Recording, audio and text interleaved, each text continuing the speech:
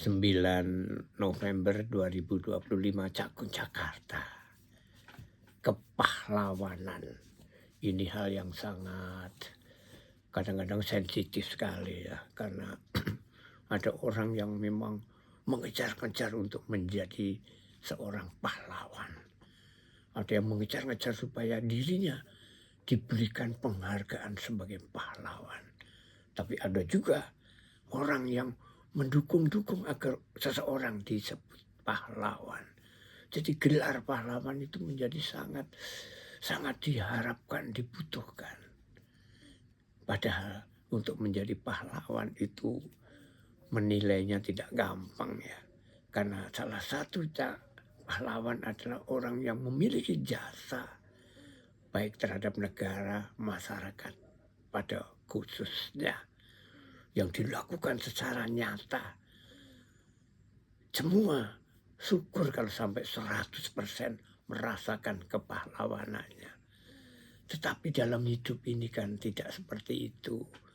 Ada yang menyukai, ada yang tidak, ada yang...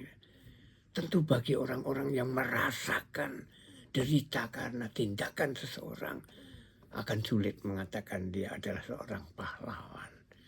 Jadi memang tidak mudah. Tetapi ada hal secara umum bisa dirasakan. Orang itu berbuat salah kok.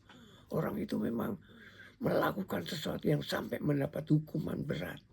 Masa yang begitu akan disebut pahlawan? Nah, jadi perguncingan orang untuk menjadi pahlawan dan tidak pahlawan itu di negeri kita itu masih sangat sensitif.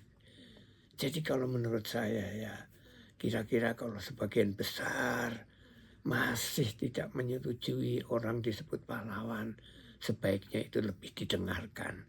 Jangan buru-buru menjadikan seseorang itu pahlawan.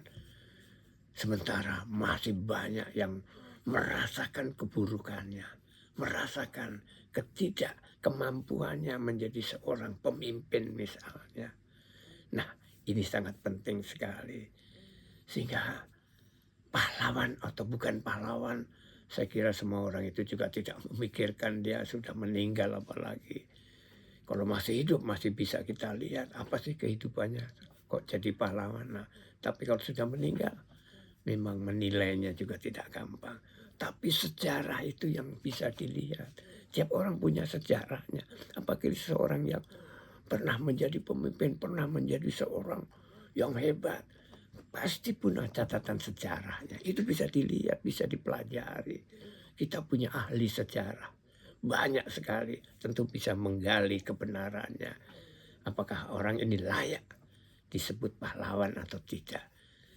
Itulah yang sedang ramai hari-hari ini tentang, wah ini diusulkan jadi pahlawan, ini diusulkan, ini ditolak, ini. Nah, nanti semua orang jadi akhirnya hanya ribut bertengkar hanya soal seseorang perlu disebut pahlawan atau tidak. Dan siapa yang gembira ya tentu minimal keluarganya lah ya. Jadi marilah kita merenungkan diri, pahlawan atau bukan. Bekerja saja sebaik-baiknya.